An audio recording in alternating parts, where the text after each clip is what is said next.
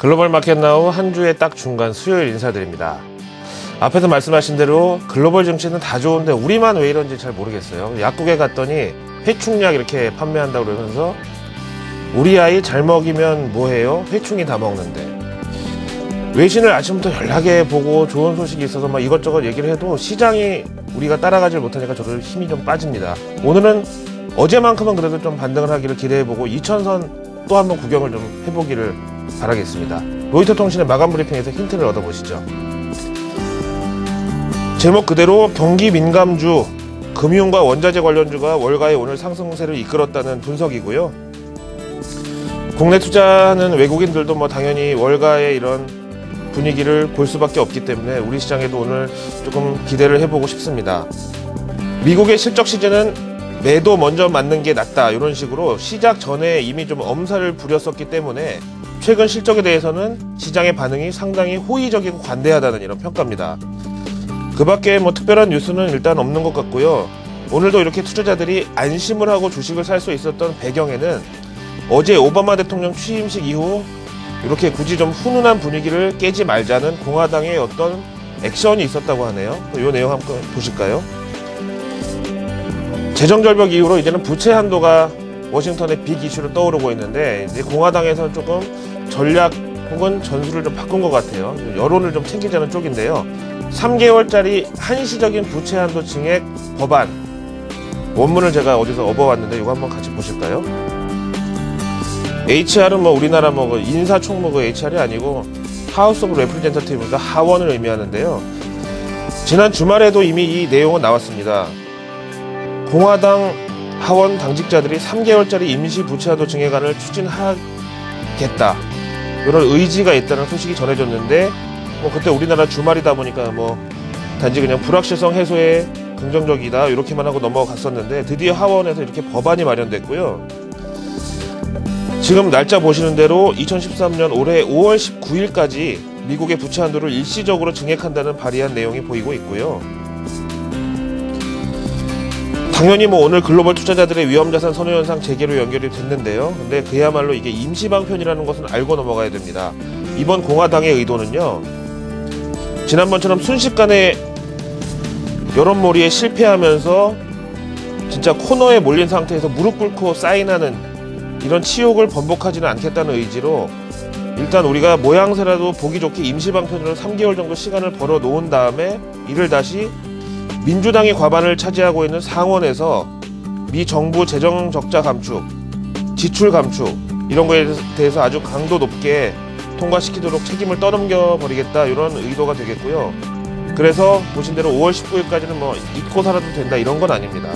아무튼 이 법안에 대한 하원 표결이 미국 시간으로 수요일, 우리 시간으로 오늘 밤에 예정돼 있습니다.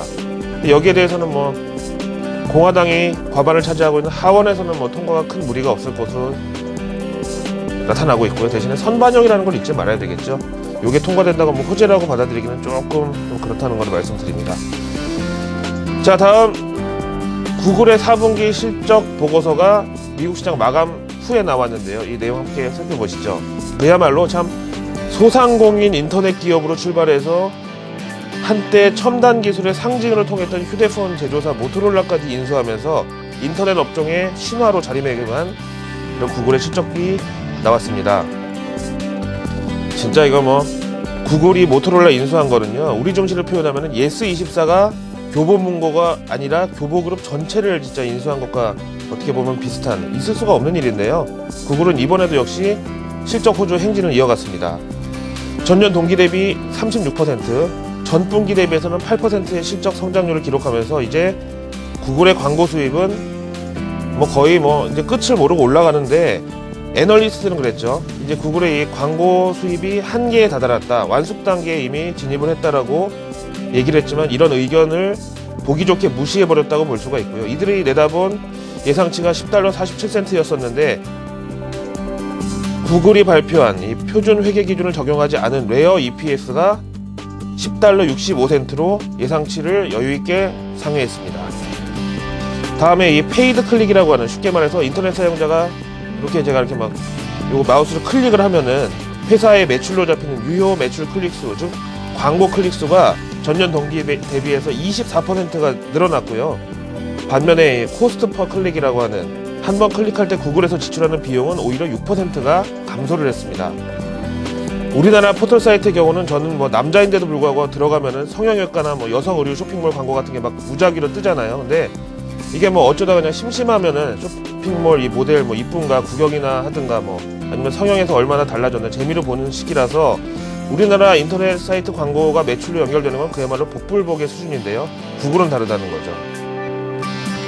쭉 넘어가서 보시면은 비용 지출 항목이에요. 오히려 완숙 단계에 다다른 이 구글 광고 시스템이 지출을 세이브해 줬다고 알 수가 있고요. 전분기 대비해서 R&D 비용이 14에서 12%로 2% 줄었고 세일즈 마케팅 비용도 13에서 12%로 1% 그리고 총 비용이 79에서 57%로 12%나 감축된 것으로 나타났습니다.